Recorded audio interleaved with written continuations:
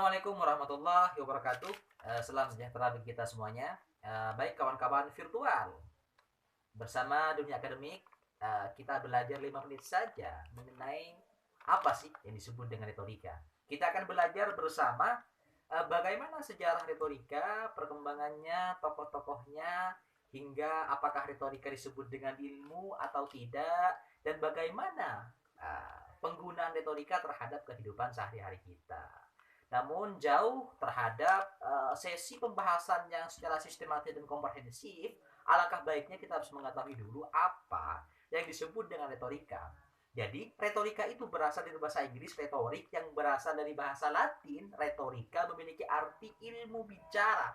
Namun tidak hanya stagnan pada sekedar secara bahasa saja, tapi retorika memiliki arti yang sangat luas. Di antaranya adalah pandangan Aristoteles, Georgias, terus pandangan Protagoras, pandangan Isokrates, pandangan Sokrates, Demosthenes, hingga pada akhirnya pada abad pertengahan, kalau enggak ya pertengahan atau modern, disebut dengan salah satu bapak retorika, yaitu adalah Marcus Tullius Cicero.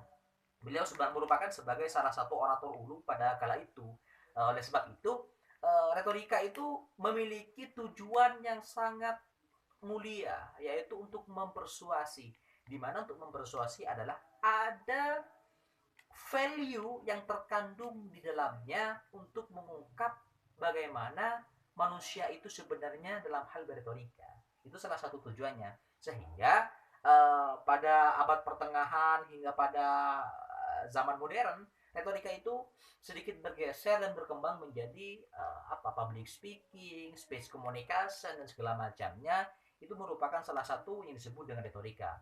Namun oleh sebab itu kawan-kawan, kita harus mengetahui dulu tentang perkembangannya. Perkembangan ada 4 perkembangan. Ada pada zaman Yunani kuno, pada Romawi, pada abad pertengahan hingga pada abad modern, di mana pada abad Romawi kuno tersebut, Yunani kuno, pada abad Yunani kuno, jadi pada abad tersebut retorika itu dijadikan sebagai alat oleh penguasa untuk mendapatkan sebuah kekuasaan. Karena pada zaman itu, retorika muncul itu dijadikan sebagai alat untuk berbicara. Bagaimana kita bisa mengungkap kebenaran tersebut, memenangkan dalam hal berbicara.